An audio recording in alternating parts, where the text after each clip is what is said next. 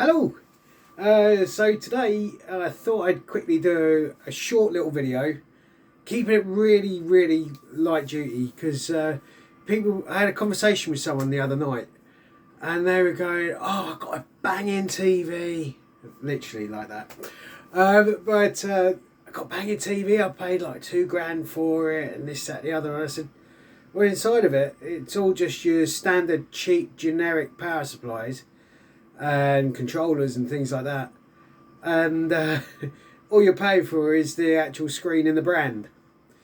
So this is a bit of an older TV. This one was it was a tube lit TV. So you got this cathode ray tube, which is your old, really old square ones. Then you had LCD TVs, which were backlit. Then you had LCD LED lit TVs. Then you had LED TVs, and then you've got all your high def and everything like that you got today, and all your 8K and all of that, which is only about how many pixels there are per inch, actually per screen area now. I think they changed it ever so slightly.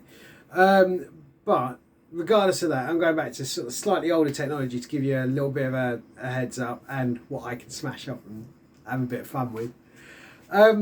So behind me, I've got a load of parts, right? First part, interface, what you plug your stuff in. This you'll find on the side of the TV. Lots of plastic, very tiny controller board in the bin.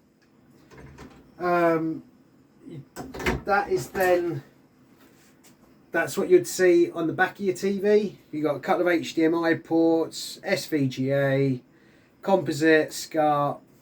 It does go to show how old this TV is, that it's still got SCART. But it was a really good TV, and it cost a fortune when it was made. So that is your controller board, generic. This is a big TV, so it's got a big power board.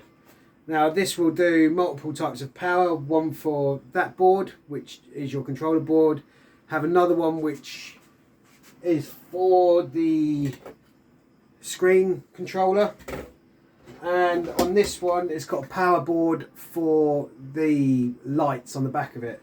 Seriously, that is just transformers to run the lights, and it's like strip lights, what you can see here, right? But really a lot smaller. And then that has a ballast control board there. It's all generic junk, right? All of that, right? What you're paying your money for your TV. Yes, reliability and stuff like that, those components. Generally they come out of the same factory. Depends how much you're paying. Maybe if you spend £4 on a telly, you might have it made by the manufacturer of the telly. But generally down the lower end, they're all coming out on the same factory. I mean, you look at, like, not saying they all do, okay, but generally it does a function, and why would they make their own if there is something out there for like 30 quid or whatever. This is your controller board for your screen. Okay, so generally, hopefully that's a good quality one. This came out of a Sony unit, blown down here. It's not very nice, but it gave a good picture and everything like that until it messed up, and now that's junk. But this is what you're paying your money for. This goes on the back of the lights, along with a load of film and stuff like that, and reflective film, so that the light comes forward through the screen. I'm going to use that in the project, so subscribe. Come on, guys. This is what you're paying your money for. Is literally that. That is the only thing that is different, right? And like I say, this came out of a Sony, and there's no branding marks on it whatsoever. So that is pretty generic. So there you go. You have that and a controller board. These will be matched. And that is all you're paying for with your picture. So when you say you're paying £3,500 for a TV, better make sure you're getting a good one of those, because from what I've seen inside these TVs, everything else is fairly generic.